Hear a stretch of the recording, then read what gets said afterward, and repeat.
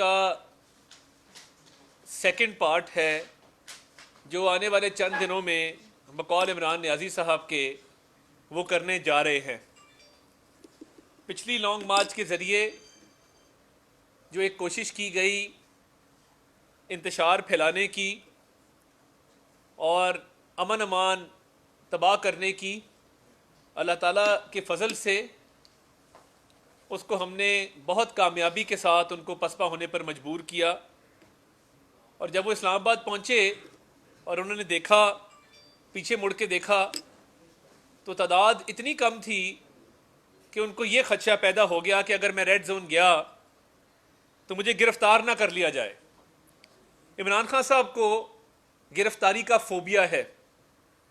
वो एक ज़हनी मर्ज में मुब्तला हैं जिसके तहत इंसान गिरफ्तारी से उस पर शदीद खौफ तारी होता है, शदीद परेशानी लाहक होती है। इसलिए आपने देखा होगा कि माजी में जब वकला तहरीक के दौरान मुख्तलिफ रहनुमा गिरफ्तार हुए, जिसमें हमारी पार्टी के रहनुमा शामिल थे, पीपल्स पार्टी के रहनुमा शामिल थे, दीगर जमातों के रहनुमा शामिल थे, तो इमरान अहमद खान साहब उस वक्त भी दीवार फलांग कर भाग गए थे। और जब दीवार फलांगी तो उन्होंने कहा कि मैंने एक 10 फुट की दीवार फलांगी और जैसे ही मैं दीवार की उस पार पहुंचा तो मैंने देखा एक और दीवार थी, तो मैंने वो भी फलांगी और मैं फरार होने में कामयाब हो गया। मेरी बहनें घर पर थीं मगर मैंने यही बेहतर जाना कि इस मौके पर दीवार फलांग कर फरार हुआ जाए। तो आप देखिए कि कभी सियासी स्ट्रगल में लोग जेलें काटते हैं, लोगों को ना हक भी कैदोबंद की सऊबतें बर्दाश्त करना पड़ती हैं, सियासी इंतकाम का सामना भी करना पड़ता है, और ये हमारे सियासी प्रोसेस का हिस्सा है। मगर देखिए, वो कहते हैं कि मेरी 22-23 साल की स्ट्रगल है, मगर इस स्ट्रगल में कहीं आपको जेल इसलिए नज़र नहीं आएगी क्योंकि वो शदीद फोबिया का शिकार हैं और इसीलिए वो पंजाब नहीं आए, वो सिंध नहीं गए, उन्होंने किसी और सूबे का रुख नहीं किया।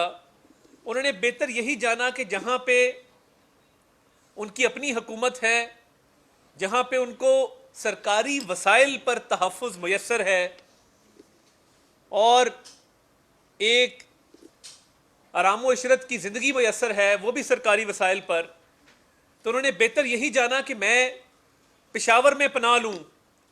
और जैसे ही इस्लामाबाद दाखिल होने पर देखा कि वो लोगों को मोबिलाइज करने में नाकाम रहे हैं, तो उन्होंने फिलफौर वहाँ से दौड़ लगाई और बहाना करके वापस पेशावर चले गए। हालांकि आप जानते हैं अफवाहें थीं कि वो बनी गाला चले गए हैं, आपकी रिहाइश या बनी गाला में है या जमान पार्क लाहौर में है, मगर नहीं, आप पर इतना खौफ तारी है कि आप पेशावर में पनाह लेकर बैठे हैं। देखिए, हुकूमत इस बारे में बिल्कुल क्लियर थी कि हमने किसी को अमन अमान तबाह नहीं करने देना, हमने किसी को अफरा तफरी फैलाने नहीं देनी, हमने किसी को ये हक नहीं देना कि वो अवाम के जानो माल के साथ खेले, और अवाम के जानो माल का तहफ़्फ़ुज़ हमारी आइनी और कानूनी जिम्मेदारी है। पंजाब के अंदर जो मुकदमात दर्ज हुए, हम आज भी अपनी पुलिस फोर्स के साथ खड़े हैं, हम आज भी अपने अफसरान के साथ खड़े हैं जिनको इनके मुख्तलिफ रहनुमाओं ने वीडियो क्लिप्स के जरिए थ्रेट किया। और ये इतनी दीदा दलेरी है कि कमाल अहमद नामी कांस्टेबल को सीने में गोली मारकर शहीद किया गया, और ये लॉन्ग मार्च के आगाज से पहले ये कार्रवाई हुई। मुख्तलिफ मकामात पर पुलिस वालों पर तशद्दुद किया गया।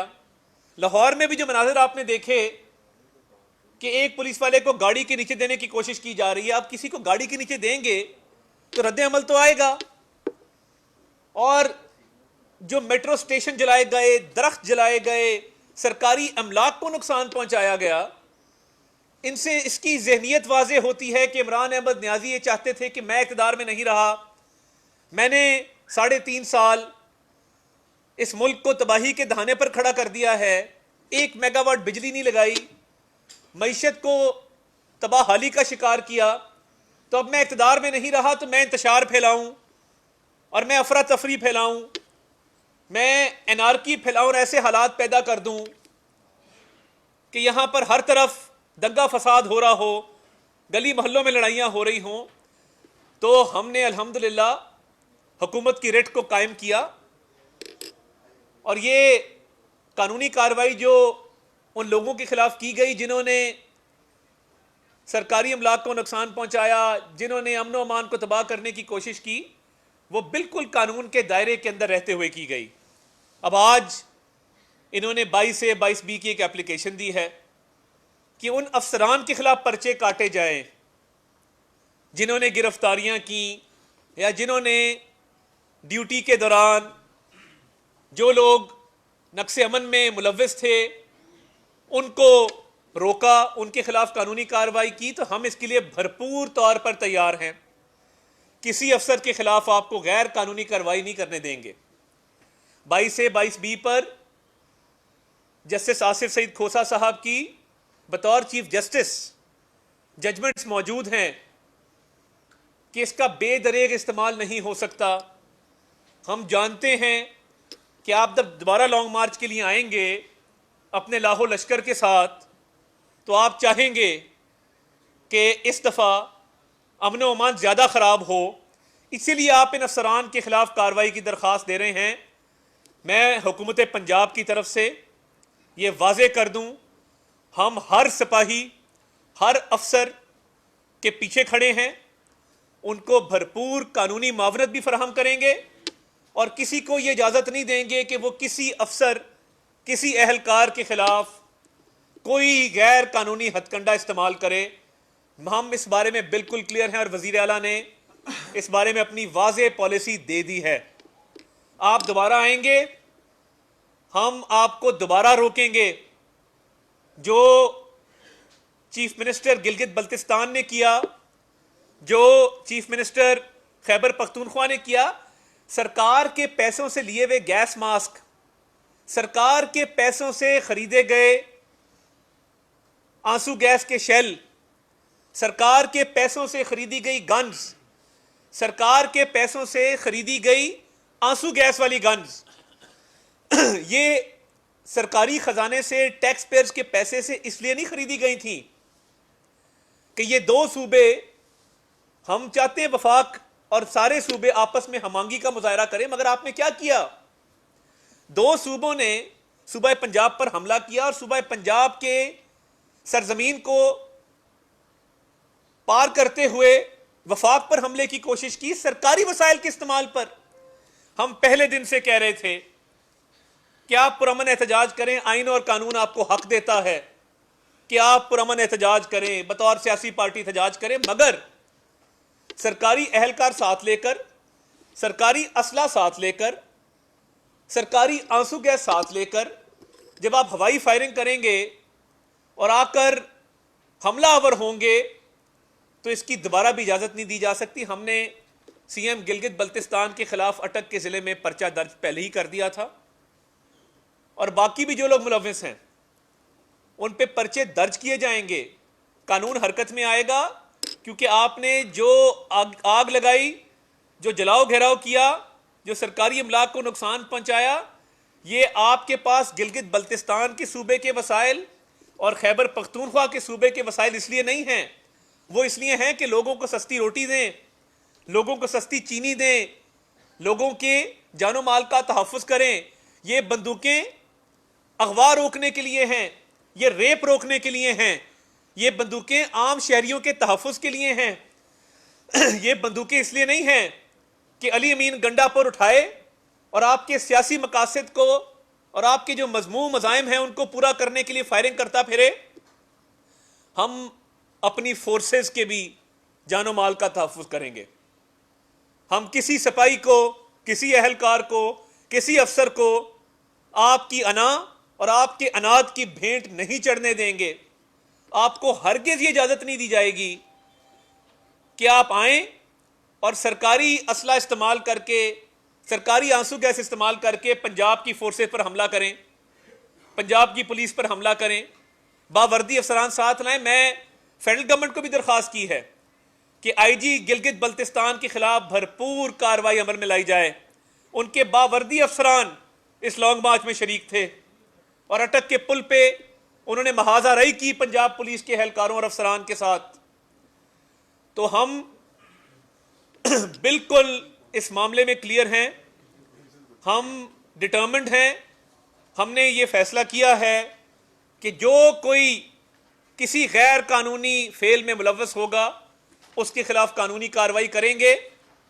और हमें पता है कि आपके पास नंबर नहीं है, आपसे लोग इकट्ठे नहीं हुए। शफकत महमूद के खिलाफ भी आपकी पार्टी कार्रवाई करने का सोच रही है।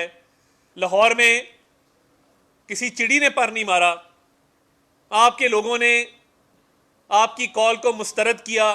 पूरे पंजाब से कोई शख्स नहीं निकला।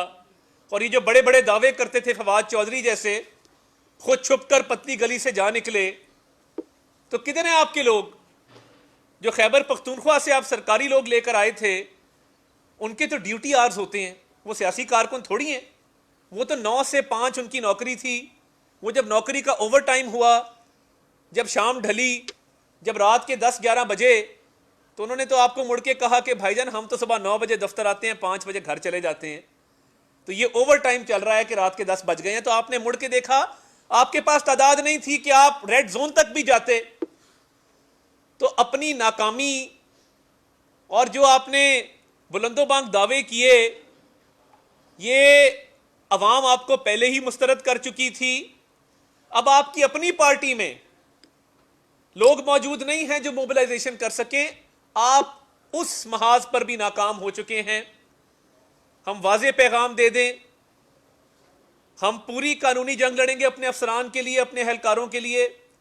और जो शहीद हुए, एक कांस्टेबल जो लाहौर में शहीद हुआ, कमाल, उसकी फैमिली के साथ हम खड़े हैं और खड़े रहेंगे। और हमने शहदा पैकेज में से उसकी फैमिली के लुक आफ्टर के लिए भी ऐलान किया है। वज़ीर आला खुद गए, मरीम नवाज शरीफ साहिबा गई, फिर सियालकोट के कांस्टेबल के घर गए। कल हमारा वफ्द फैसलाबाद का जो एक कांस्टेबल एक्सीडेंट में शहीद हुआ था, उसके घर कर्नल अयूब गादी और हमारे मकामी रहनुमा वहाँ गए और उधर भी उसकी फैमिली के लुक आफ्टर के लिए और जो बाकी उनके मामलात हैं शहदा पैकेज के, उधर जाकर उसका ऐलान किया। तो हम बिल्कुल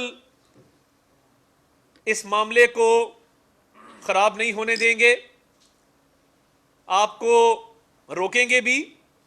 और जहाँ जहाँ आपके लोग कानून को हाथ में लेंगे, उनके खिलाफ भरपूर कार्रवाई होगी। हमने आज अपने वकला को और जो हमारे एडवोकेट जनरल साहब हैं, प्रोसिक्यूशन सर्विस वाले अफसरान को ये हिदायत की है कि ये जो अफसरान के खिलाफ एप्लीकेशंस आ रही हैं और इसको बतौर एक हिकमत अमली इस्तेमाल किया जा रहा है कि अफसरान के खिलाफ पर्चे दर्ज किए जाएं, इसका भरपूर मुकाबला करेंगे। किसी को आप सरकार की ड्यूटी से नहीं रोक सकते, ये कार्य सरकार में मुदाखलत है। इस मुल्क को आगे चलने दें। आपने जो तबाहकारी की है, इस मुल्क के साथ खिलवाड़ किया है, आप अपने खिलाफ एहतजाज जरूर करें और खैबर पख्तूनख्वा के लेडी रीडिंग हॉस्पिटल के बाहर करें, जहां के हालात इतने मखदूश हैं कि हर रोज बच्चों की डिलीवरियां बाहर हो रही होती हैं। आपने एहतजाज करना है, आप BRT पेशावर के सामने करें जाकर, जिसमें अरबों रुपए के घपले हैं। आपने एहतजाज करना है, आप खैबर पख्तूनख्वा के वजीर आला सेक्रेटेरिएट के सामने करें, जहां पे रोज अरबों रुपए की डीलें होती हैं।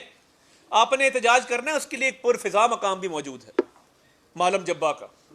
आप जाएं और सरकारी हेलीकॉप्टर में मत जाइएगा, वो लोगों के पैसों से आया है। आप सड़क पर सफर करके मालम जब्बा जाए, बड़ा पुरफिजा मकाम है, वहां जाके एहतजाज करें कि मालम जब्बा का केस अरबों रुपए का क्यों बंद किया गया। और देखिए, उनको बड़ा एतराज है, वो बुरा मान जाती हैं जब मैं फराग गोगी कहता हूं। 6 अरब का उन्होंने मुझे नोटिस भेजा, तो उसके अंदर उनको ये एतराज नहीं है कि मैंने करप्शन का इल्जाम लगाया। उन्होंने कहा मेरा नाम फरज शहजादी है, मुझे फराग गोगी कह के क्यों पुकारा। तो फराग गोगी साहिबा, आपके खिलाफ भी पंजाब हुकूमत ने यह फैसला किया है कि कानूनी कार्रवाई अमल में लाई जाएगी और मुकदमात जो हैं उनको तेज़ी से उनके मंतकी अंजाम तक कानून के तकाज़ों को पूरा करते हुए पहुंचाया जाएगा।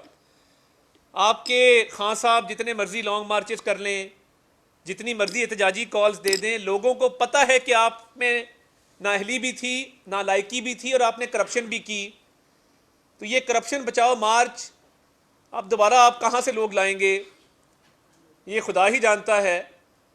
मगर मैं दोहरा दूं कि किसी को कानून हाथ में लेने की इजाज़त नहीं होगी।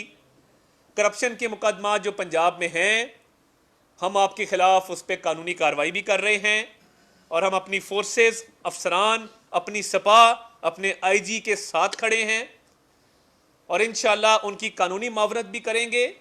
और बतौर वज़ीर मैं आपको ये यकीन दिलाता हूँ कि हम भरपूर काबीना भी दफा करेगी अपनी सपा का, अपने आईजी का, अपने अफसरान का, अपने एहलकारों का। बहुत शुक्रिया। सांसद ये बताइएगा कि आपकी बातों में भी लगता है कि आपने भरपूर तैयारी कर ली है सेकंड फेज के लॉन्ग मार्च को रोकने के लिए, लेकिन आपकी जो तैयारी है, जो साबिक वज़ीर आला के खिलाफ केसेस थे, जो आपने एंटी करप्शन में एक दरख्वास्त दायर की, वो कहाँ तक पहुँची, और बाकी मज़ीद जो वज़रा के हवाले से है और गवर्नमेंट के हवाले से जो एंटी करप्शन है या नैब है, वो कब हरकत में आए? बहुत शुक्रिया भट्टी साहब, आपका बड़ा अच्छा सवाल है।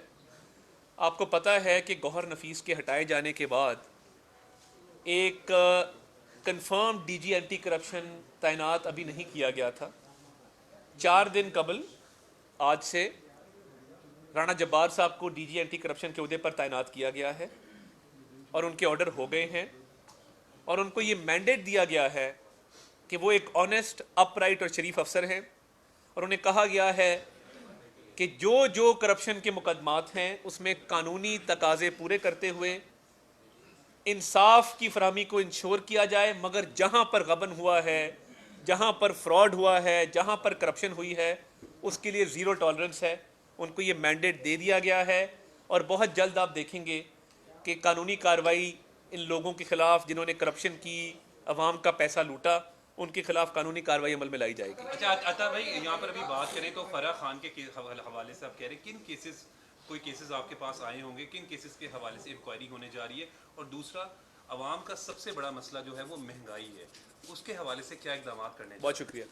देखिए, एक तो आमदन से ज़ायद असासों का केस है, अफसरान की पोस्टिंग ट्रांसफर्स में पैसे लिए जाने का केस है, हाउसिंग सोसाइटी का केस है और हमारे पास दस्तावेजी सबूत मौजूद हैं जहाँ जहाँ पे कमीशन लिए गए ठेकों के अंदर, तो वो तो कार्रवाई अमल में लाई जाएगी।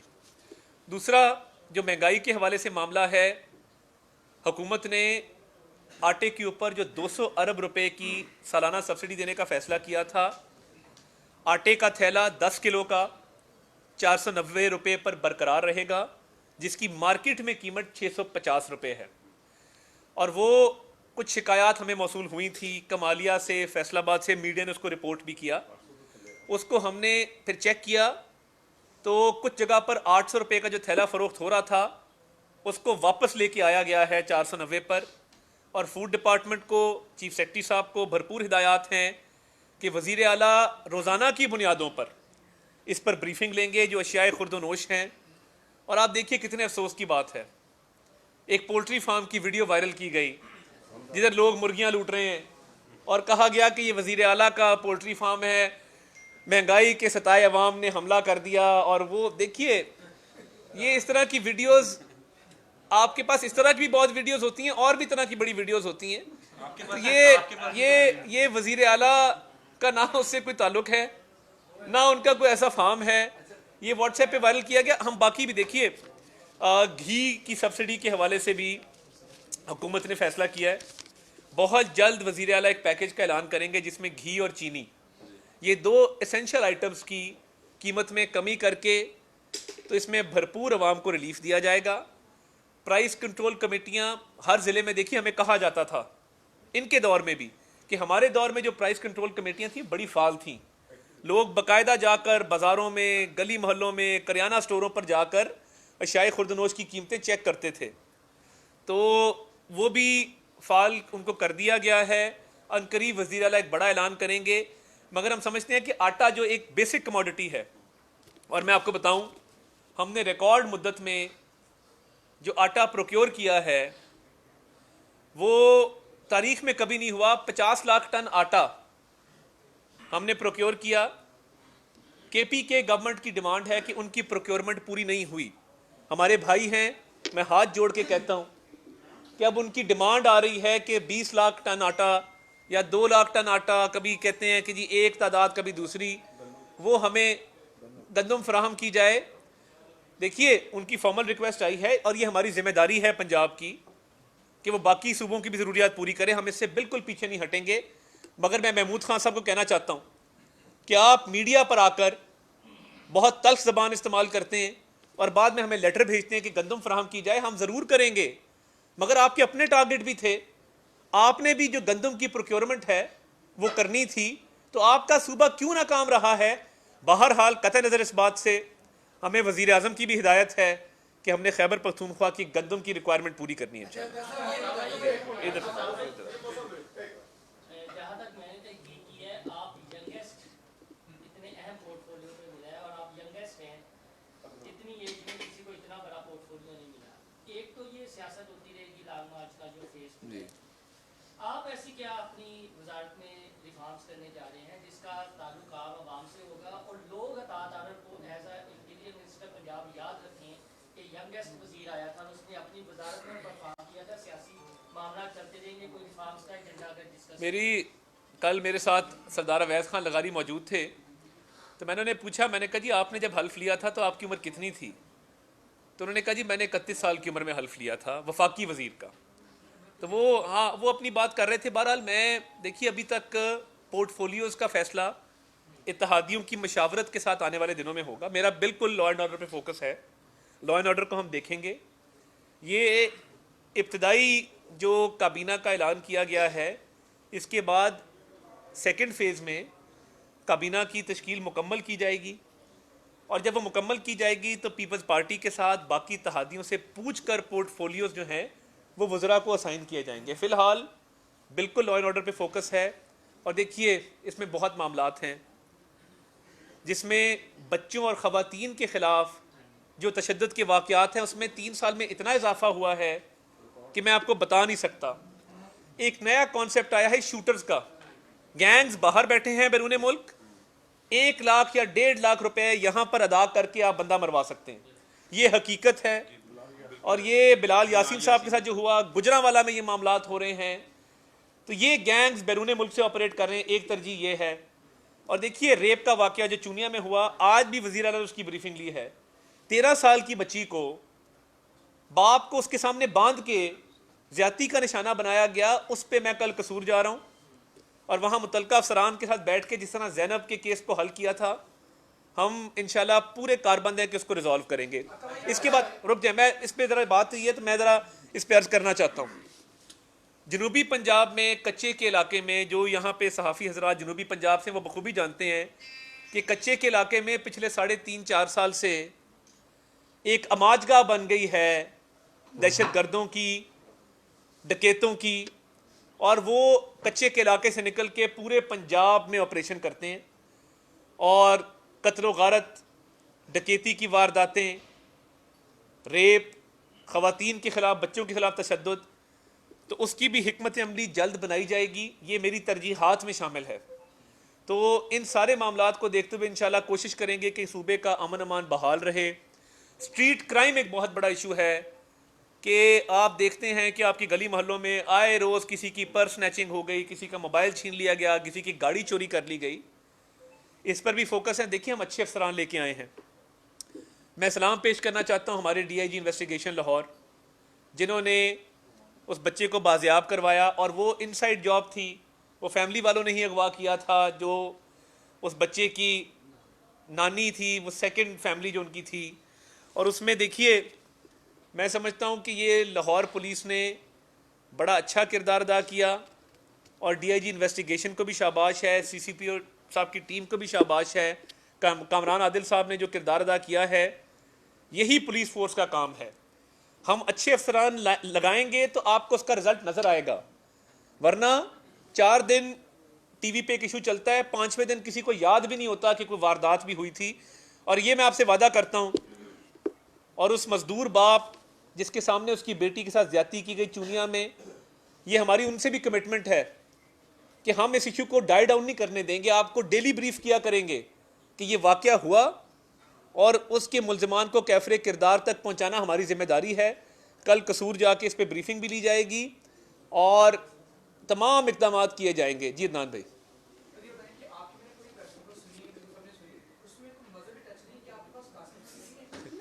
देखिए आपका बड़ा, अदनान साहब आपका बड़ा अच्छा सवाल है। देखिए वो थोड़ा जिहा म्यूजिक में दे दियो, पंजाबी टच सुना था और वो पंजाबी टच हमने देखा भी धरनों के दौरान। तो वो कभी पंजाबी टच आता है तो उसके बाद कान में कोई कहता है जी मजहबी टच दे दें। तो ये नौसरबाजों का जो टोला है जिसका काम ही ये है कि कभी मजहबी टच देना, कभी नाच गाने की तरफ लोगों को लेके जाना, तो इनसे मैं कहना चाहता हूँ सियासत करें और आके अवाम की आपने खिदमत नहीं की, हम कर रहे हैं, हमारे रास्ते में रोड़े मत अटकाएं। और आपने अमर बिल मारूफ का नारा लगाया और ख़ुद आपके जो मामलात हैं वो अमर बिल मारूफ, काश आपने फरा गोगी साहिबा को और अपने घर बनी गाला भी बता दिया होता कि अमर बिल मारूफ क्या होता, उसका दर्स दिया होता तो उनको पता होता कि अमर बिल मारूफ के तहत हमने करप्शन नहीं करनी, हमने तोशे खाने की घड़ी नहीं बेचनी, हमने अफसरान को पैसे लेकर तैनात नहीं करना। और ये जो मैं लॉ एंड ऑर्डर की बात कर रहा हूँ, जो अफसर पैसे दे के लगेगा ना वो क्राइम कंट्रोल नहीं करेगा, वो पहले कोशिश करेगा कि अगर मैंने 3 करोड़ दिया है वो मैं 6 करोड़ 7 करोड़ कमाऊंगा तो मेरा हिसाब बराबर होगा। इसलिए क्राइम कंट्रोल इस सूबे में नहीं हुआ क्योंकि जो अफसरान लगाए गए थे, जो उन्होंने तावान दिया था वो उन्होंने वापस करना था। तो आप पूछ लेना हमने जो अफसरान लगाए हैं उसका क्या म्यार है, आपके सामने है। और एक खातून अफसर भी हमने लगाई, उस पर बड़ी चहमगोइयाँ हुई। देखिए खवातीन को और खवातीन अफसरान को भरपूर नुमाइंदगी दी जाएगी और अगर वो कमांड की पोजीशन पर भी आना चाहें तो ये ओपन मेरिट का सिस्टम है ट्रांसफर पोस्टिंग का। देखिए उस पे बात हो सकती है, उस पे तहकीकात हो सकती हैं, वो खुद भी इसका जवाब दे रही थी, मगर आपको मैं ये बात बिल्कुल गारंटी करना चाहता हूँ कि इस एडमिनिस्ट्रेशन में किसी करप्ट अफसर की कोई जगह नहीं है। और वज़ीर आला की ये हिदायत हैं, अफसरों को जब फील्ड में भी भेजते हैं ये कह के भेजते हैं कि आपने वज़ीर आला को नहीं देखना, आपने हमें नहीं देखना, आपने एक गरीब मजदूर को, गरीब किसान को और एक शहरी को देखना है जिसके जानो माल के तहफ़्फ़ुज़ के लिए अल्लाह ताला ने आपको इस कुर्सी पर बिठाया है। जी इस बात की भी इत्तलात है कि कुछ साबित जो सूबाई वज़रा हैं लॉन्ग मार्च में उन्होंने खुद राब्ते किए कि हम गिरफ्तारी देना चाहते हैं ताकि बहुत सारे मामलात से बच जाए। तो इस बात में कितनी सदाकत और कितने लोग हो सकते हैं? देखिए महमूद रशीद साहब ने बड़ी कोशिश की, उन्होंने वो स्टोर दिखाया भी जिधर वो छुपे हुए थे, मैं स्टोर में हूँ, और जब स्टोर का जिक्र किया तो उन्होंने थोड़ी अपनी लोकेशन देखिए। जवाबदेही होती है ना पार्टीज़ के अंदर कि आपने कितने लोग निकाले। जब आप नाकाम हो जाएं तो फिर आपकी कोशिश होती है कि यार चलो गिरफ्तारी होगी, कोई बंदा पकड़ के मुझे लेके जाएगा। अब अदलीब अब्बास साहिबा ने भरपूर कोशिश की पुलिस वैन में बैठने की, उन्हें उतारा फिर बैठ गई, फिर उतारा फिर बैठ गई। तो अगर उनको सैर व तफरीह का शौक़ है तो हम कोई रेट तय कर देते हैं, जो पेट्रोल के ऊपर थोड़े से और पैसे लेंगे तो पुलिस वैन में लाहौर की उनको सैर करवाना अगर मकसूद है तो वो बिल्कुल उसका इंतज़ाम किया जा सकता है। जो गश्त पे पुलिस की गाड़ियाँ निकलती हैं, किसी एक में अगर वो सवार होना चाहती हैं तो मोस्ट वेलकम, हम उनसे थोड़ा सा ख़र्चा लेंगे जो सरकार के ख़जाने में हम जमा कराएंगे। बाकी सैर व तफरीह उनका हक़ है। महमूद रशीद साहब ने खुद गिरफ्तारी दी थी, मैं उसकी तस्दीक करता हूँ।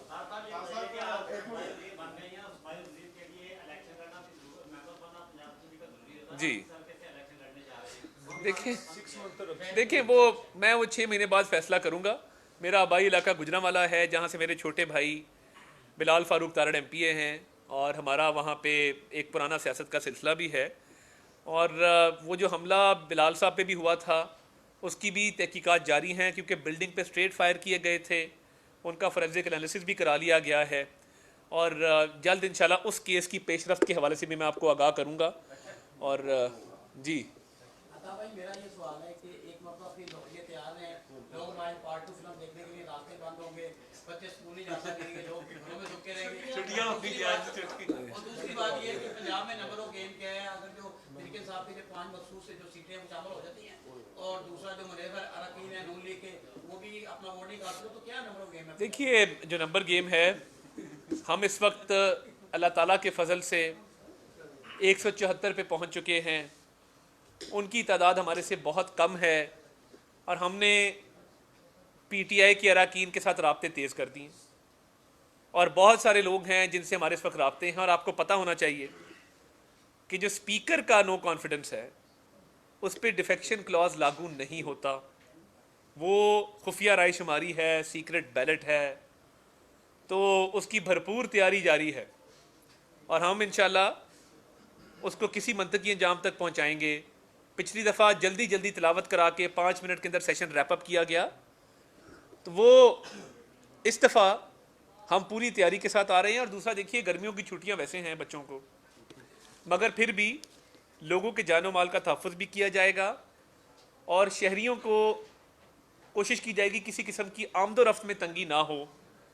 और हम इंशाल्लाह, अव्वल तो मुझे उम्मीद नहीं है कि दोबारा आएंगे। मतलब एक लॉन्ग मार्च आप निकालते हैं इतनी तैयारी के साथ और पूरे लाहो लश्कर के साथ, और उसके बाद आप बिल्कुल पसपा होके नाकाम होके वापस लौटते हैं। तो वो सुना था लौट के बुद्धू घर को आए थे, लौट के बुद्धू पेशावर को गए, ये पहली दफ़ा देखा है। तो पूरी तैयारी है इंशाल्लाह, किसी को तंगी नहीं होने देंगे। Last question. अच्छा ठीक ठीक। गवर्नर को तैनात कर दिया गया, आपकी हुकूमत के खिलाफ जो अदालत में दरख्वास्तें हैं, क्या वो गैर फाल हो जाएंगी कि उन पर कोई फैसला आ सकता है? और दूसरा ये बता दें कि ज़िमनी इंतखाब में सीट होने वाले अरकान को उतारा जाएगा कि यहाँ कुछ अच्छे उम्मीदवार आप अपनी जमात से भी सामने लाएंगे? देखिए, पहली बात तो ये है आप खुद भी उम्मीदवार कि गवर्नर की तैनाती जो है, लाहौर में पहले आजमा लिया एक बार। अच्छा,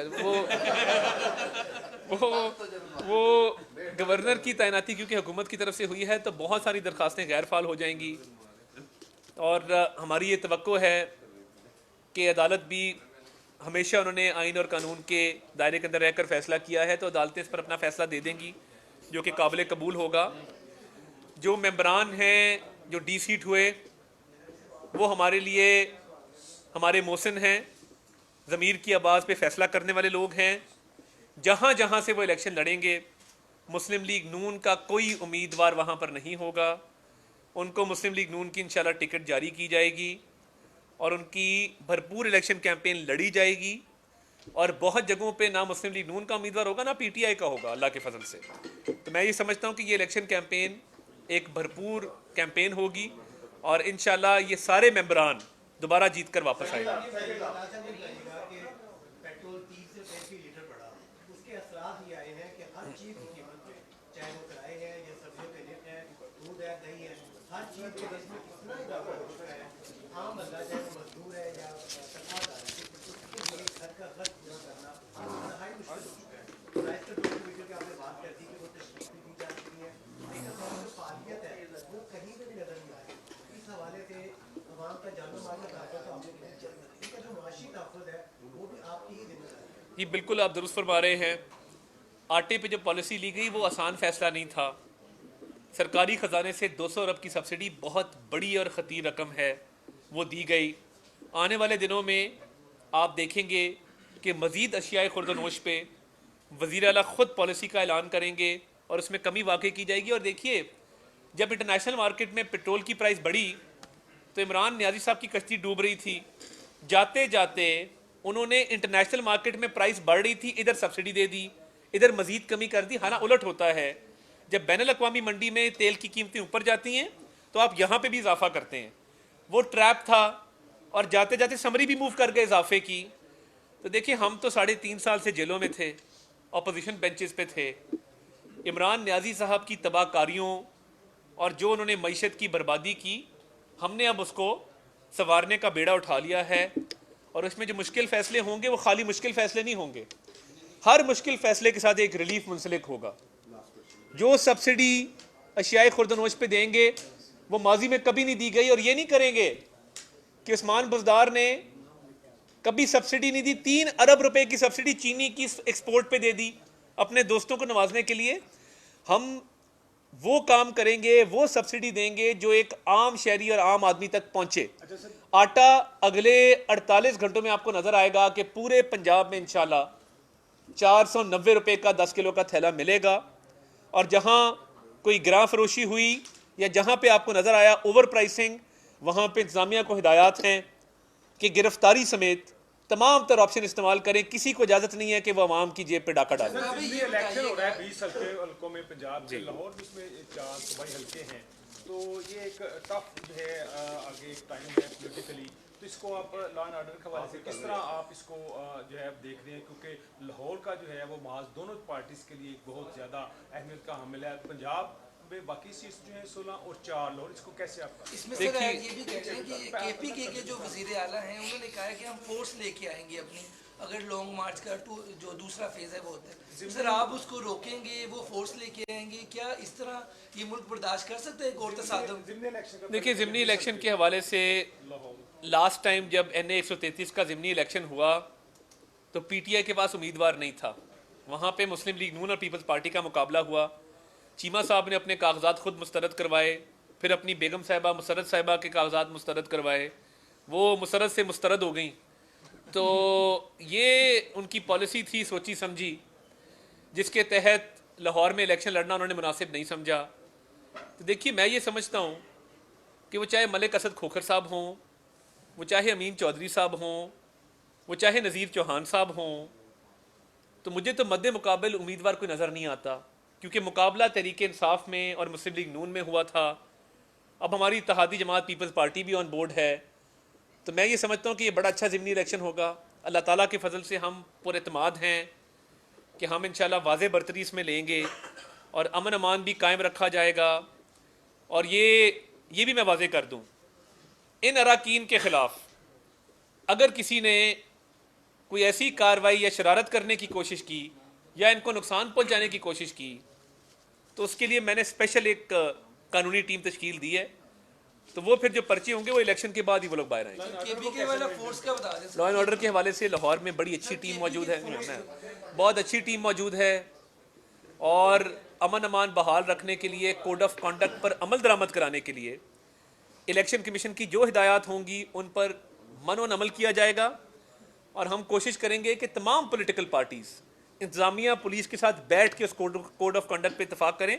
आपका जो सवाल है, IG खैबर पख्तूनख्वा को हम ये पैगाम देना चाहते हैं, आपके अगर मुसल्ला लोगों ने पंजाब पर हमला करने की कोशिश की, आपके ख़िलाफ़ इस्टेब्लिशमेंट डिवीज़न डिसिप्लिनरी एक्शन लेगा और हम इंश्योर करेंगे कि आगे आपके करियर रिकॉर्ड में ज़रूर कुछ रेड फाइलें लगें, और आपने अगर कोई गैर कानूनी हरकत की तो फेडरल गवर्नमेंट ये हक रखती है और हम उनसे दरख्वास्त करेंगे कि आपके खिलाफ भरपूर कार्रवाई अमल में लाई जाएगी। बहुत बहुत शुक्रिया आपका जी।